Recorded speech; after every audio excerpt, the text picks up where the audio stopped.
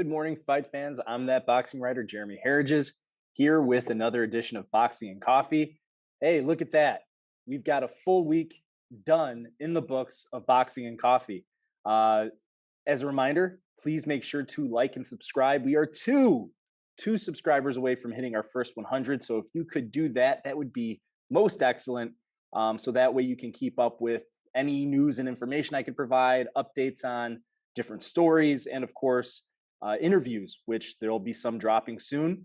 I recently interviewed Brandon Figueroa after his big win over Luis Netti to net the WBC Super Bantamweight title. So that should be dropping shortly. Be on the lookout for that. The focus today is going to be the big super lightweight bout between Jose Ramirez and Josh Taylor. So I'll be breaking that down in just a bit. But a few little things. Yes, I'm on the road once again. One of these days, I swear, I'm going to get back into my home studio.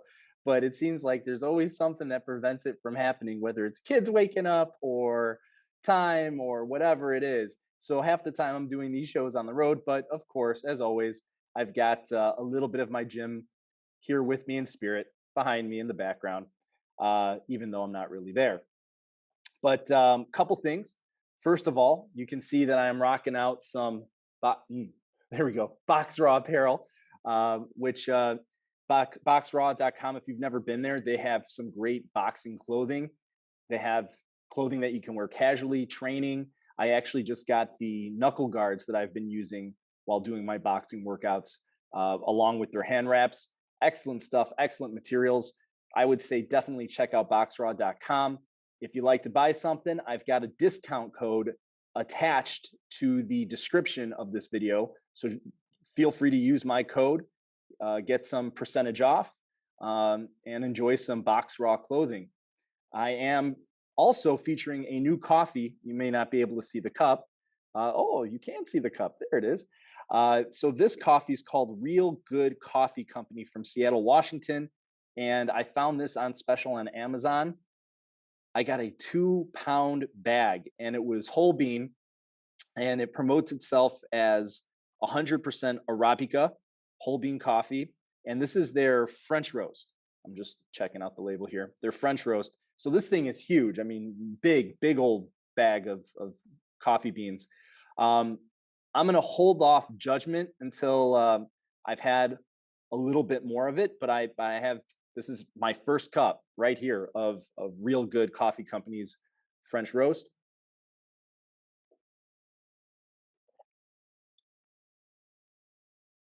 The reason I like to hold off on judgment is because once I get used to a coffee, sometimes it takes a little time to get acclimated to a new coffee. So like I said, I'm going to hold off on judging it. The transfer from previous coffees to this one, it's a little bit awkward. So, I'm going to give my taste buds a chance to adjust, or if they adjust, and then I'll give my full review on it. But again, it is rated, or at least they advertise it as 100% Arabica, which is the higher end coffee bean. So we'll see how things go. Yeah, I'm still getting used to it. So other than the coffee, let's talk about the obvious. This weekend's bout between Josh Taylor and Jose Ramirez. Taking a look at them and taking a look at the tail of tape, this is going to be our preview and prediction.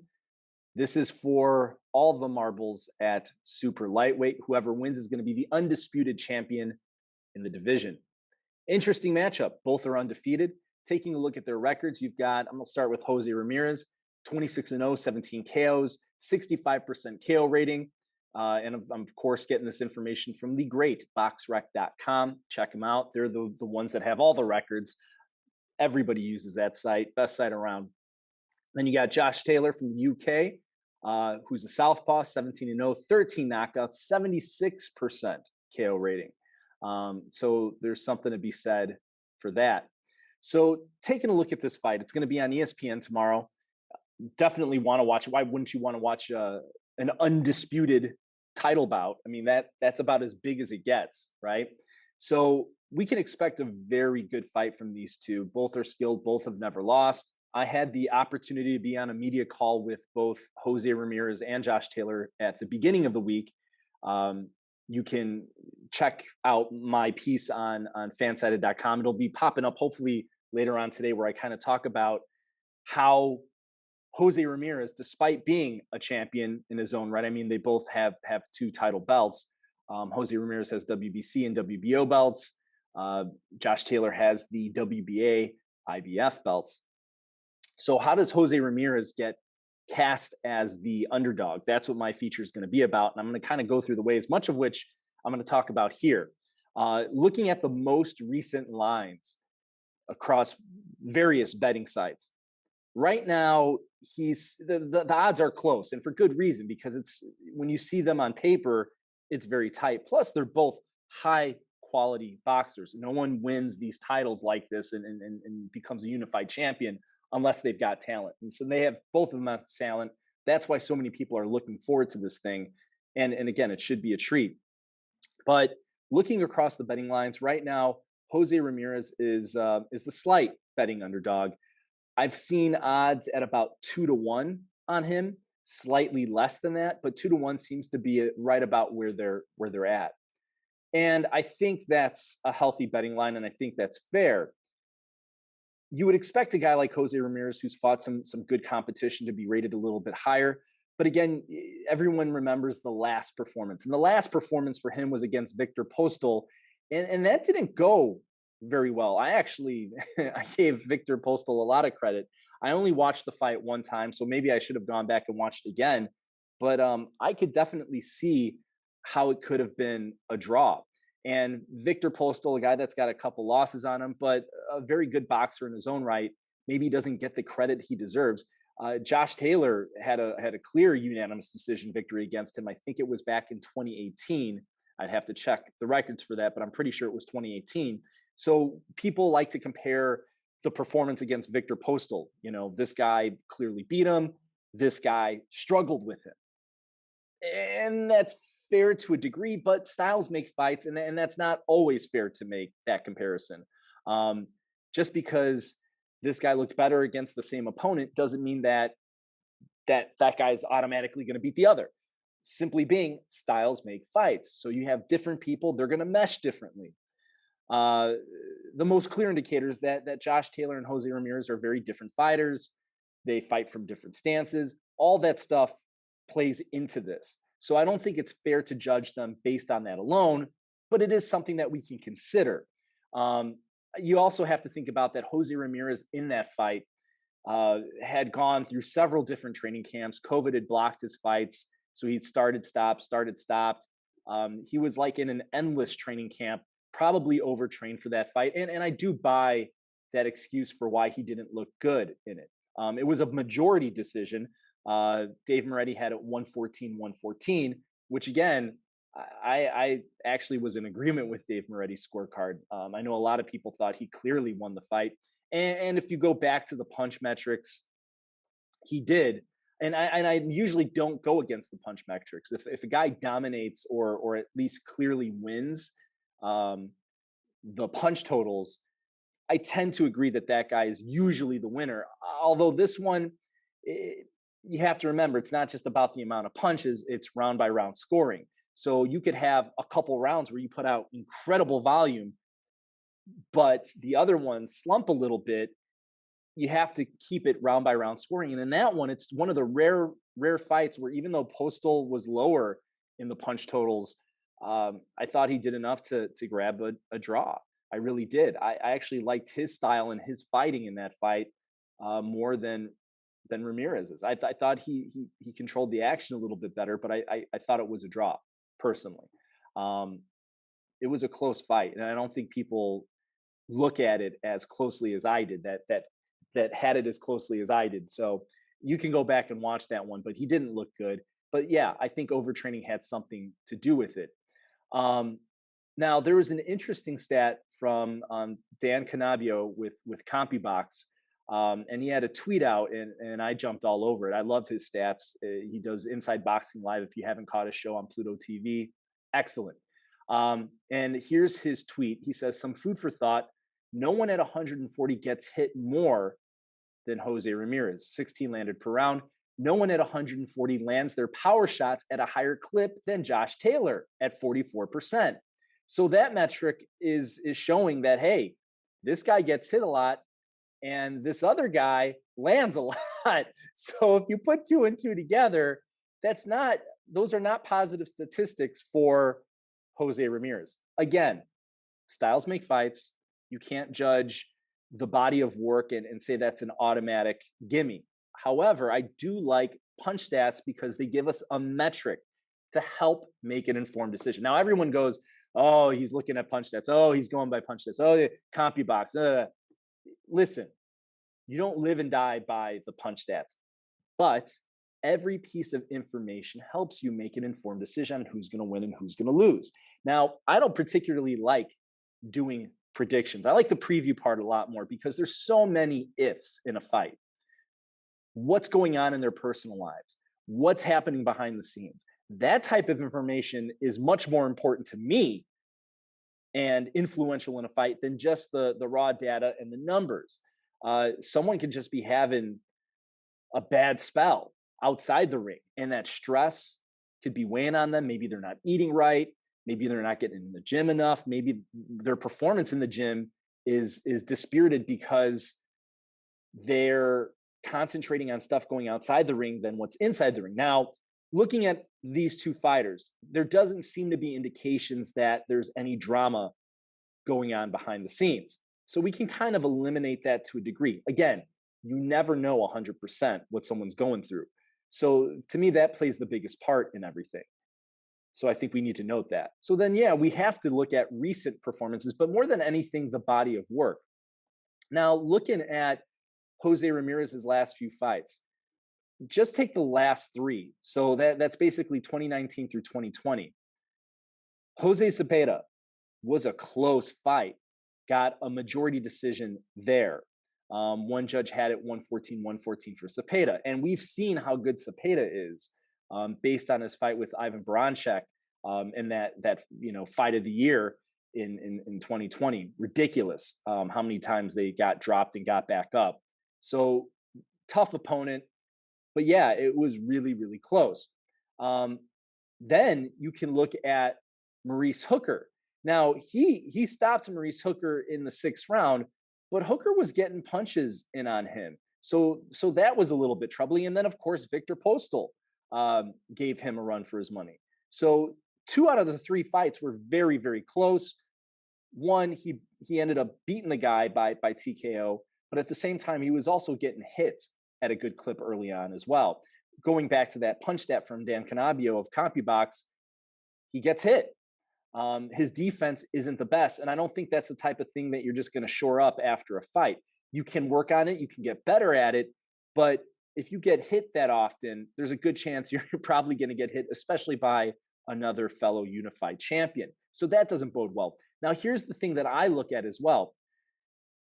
The stances. And again, every little metric counts. Jose Ramirez, orthodox stance. Josh Taylor, southpaw.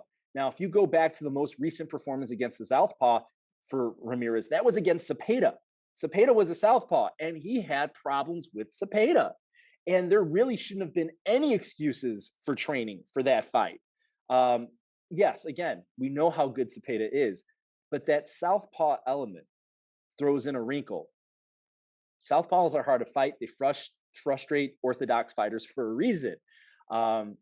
And they're used to fighting guys that don't have the same stance as them because most fighters are right-handed and fight out of an orthodox stance. So it plays into their advantage. That's why southpaws, hey, they're difficult to deal with. And a lot of fighters will say when I ask them, does it bother you fighting a southpaw? Most say, nah, it doesn't matter. I've trained with southpaws. I've done this. I've done that. It does cause problems. So the fact that he didn't perform well in his last bout against the southpaw, and now he's going up against arguably the division's best southpaw, well, that could be a problem. So I don't like that. That stacked up with the numbers, I don't like it. Now, if you take a look at Josh Taylor, he's had some tough fights too. If you go back over his last 3, the last fight against Kansang was a joke. Nobody knew who this guy was. He never should have had a title shot. They threw him in there, and he got destroyed in 1 round. So I kind of just don't even consider that fight. The other two were against Regis Prograis and Ivan Baranchek. Now, Regis Prograis, that fight was close. Baranchek, he controlled the fight. He gave it up a little bit towards the end and allowed Baranchek to get back in. Um, and there were some weight problems there early on. It'll be interesting to see, how they weigh in today. Um, Considering if all goes well, then we should definitely still consider Taylor the favorite. If he's overweight, then we have to doubt some things with him. But Taylor did make weight for the Baranchik fight, but was just over a bit at the initial weigh-in. But the fact that he let Baranchik get into the fight a little bit, that's a bit troubling. And the Prograis fight, I mean, that was a close fight. Um, a 114-114 score there as well, even though one judge had it 117-112, which I thought was too wide. And Prograis actually controlled the punch stats in that fight and lost. Looking back at that fight, yeah, I think Josh Taylor deserved to win that fight. And we just talked about how punch stats don't tell the whole story. But Prograis gave him a run for his money. Now, Prograis also got hit a lot, and his face was not looking good. Then again, Josh Taylor's face wasn't looking great either. So he showed damage. Prograis is not the most polished boxer, but he's one heck of a puncher. So you have performances in recent memory for both fighters that give us cause for concern. Um, if you're looking back at Cepeda or Postal for Ramirez, or if you're looking at Prograis for Taylor, that should make us pause a second and really consider how close this fight is. That there is reason to doubt both men in this one. Now, I still give the edge to Taylor, and I tend to agree with the odds makers. Again, disqualifying the Song fight. I just don't like the styles in this one. How polished Taylor is as a boxer and his resume. Again, going through the Super Series, I think really went well for him. And again, he's got Postal, Martin, Baranchik, Prograis all in a row. That's really good opposition to stack up on top of each other. Ramirez has good opposition as well, but if I look at the full resume of the two, I give the edge to Taylor. The other thing is the fight that gave him the most amount of problems was the Prograis fight. Prograis was a southpaw, so you had southpaw on southpaw. I think that actually gave Taylor some of a problem. Having a guy that where they aligned, as opposed to both guys coming at each other with the lead hand. He's I would say he's used to fighting orthodox fighters, but pitted against another southpaw, I think that gave him some difficulties. Ramirez, another orthodox fighter. The stances work in his favor. The stats support him. He's the harder puncher based on knockout ratings, which I do put merit in that. So I think he's got the edge in this one. Now, do I think Ramirez is going to get stopped? No. I think this one goes the distance.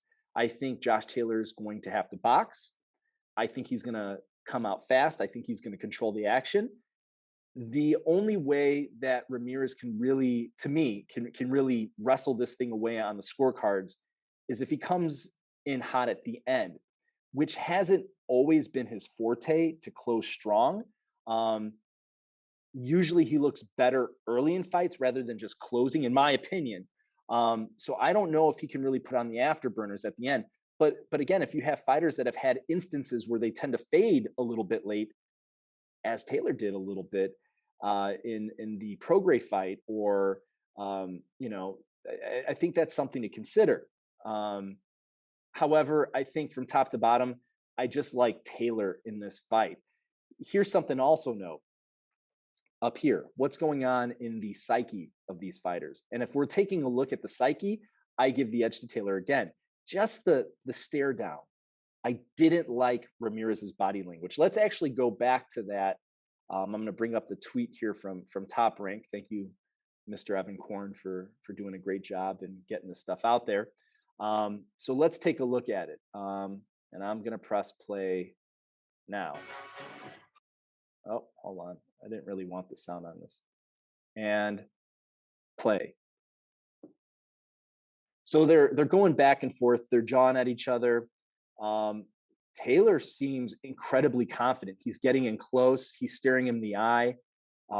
He's ready to fight. Ramirez looks uncomfortable to me. He's a nice guy, but you know what they say about nice guys? They often finish last. He's trying to talk back, which smack talk's not really his thing. He's not maintaining eye contact. He's breaking it. He's blinking a lot. He's looking away.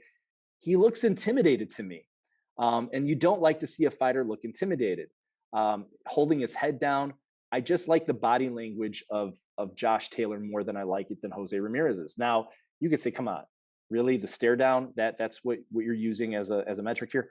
I'm looking for everything I can get to make an informed decision here. And if I don't like the way that a guy is behaving during a stare down, I'm going to factor that in. It tells me that this moment may be a little bit too big, and maybe he might be psyched out a little bit. Who knows if mentally he recovered from the Postal fight? I know that he said he thought he clearly won the fight and he blew the guy out. To me, that's denying reality.